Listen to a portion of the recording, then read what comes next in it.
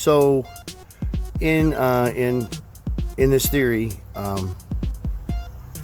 there's an expectation that, say, the Hubble tension is correct. There's no problem. There's actually no tension.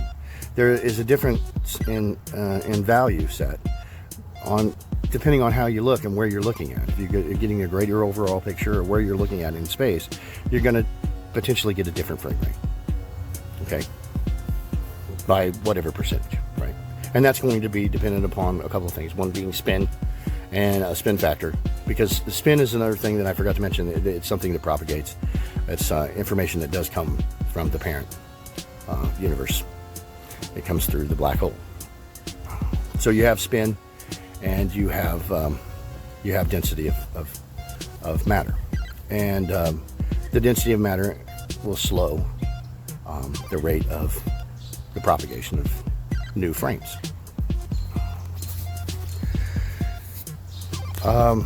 So let me see if I can go on a little farther. Dark matter. In this theory, what dark matter would be, dark matter existed, say, in the early universe, when the universe was first forming. You have electrons on these wormhole throats, and you don't really have, you have quarks, you don't have protons yet. So I think it's called recombination. You have before recombination, you have you have these electrons that are basically taking up all of the protons. So you have a dark universe at the start, and that is that's dark matter. And so early on in the universe, you have this high amount of matter that's coming in. Okay, and so you would have an expectation then that these, this mass that is collected around these wormhole throats could get substantial enough that it would,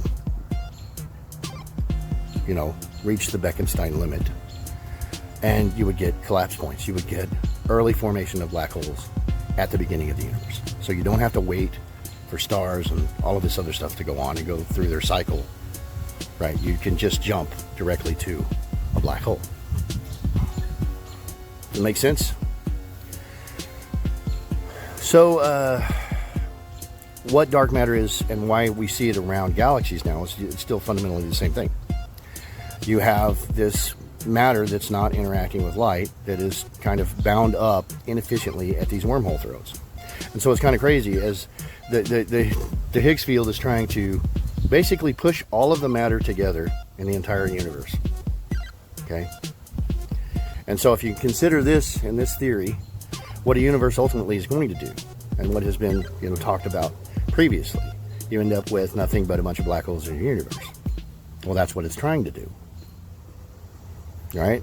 The best way that it can do it, to maintain the most amount of uniformity that it can do, is to take all of the massive particles and shove them all into compartmentalized areas.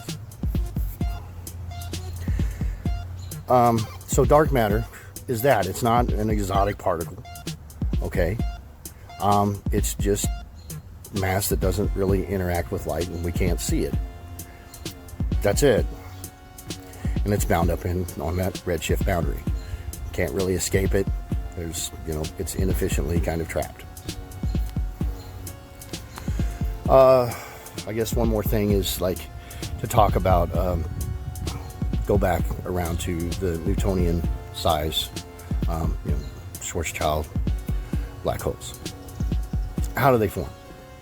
And in this theory, what happens is, I gave you a minimum for, the space between wormholes. I didn't give you a maximum. So what ends up happening is you're throwing a bunch of matter into space over, a given amount, and you're going to reach the mass to space ratio limit, right? As that happens, so let's think about not just like a gravity well, let's think about like a bag, a cinching bag. So as you're throwing this mass in, this wormhole is getting kind of like deformed and stretched around and stretched around and stretched around, until you take this 1D wormhole, and you make it into a circle, and you turn it into 2D. And so you get a 2D collapse. And then it goes back to wormhole, back to resetting.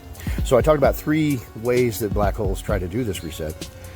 One is the ejecta, the jets. The other is to shove it into a new space. And then the last one, of course, is Hawking radiation, which would, ultimately evaporate it back out into the parent universe. And so these, on the quantum scale, these black holes, they don't have enough mass to really, let's say, be stable, right? So that's why they're always, annihilating one another, right?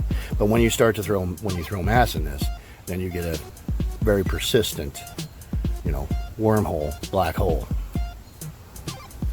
right? So, implications on this, I don't know. I mean, you can think about like nested black hole theory. That's, this, but, what does it say for time? Is time still one direction? To me, it makes sense. I don't know. Other people can think about this one. It's not for me. You end up with like a parent with nothing but black holes in it, and each one of those black holes, have nothing but black holes in them, and then all the way down. I don't know. I mean, some of those things, those are things I think to ponder on for sure. But that's 23 minutes that it took me. That's not too bad. That is my layman's terms, and that's pretty much all you're ever going to get out of me for Q3. So, thanks a lot.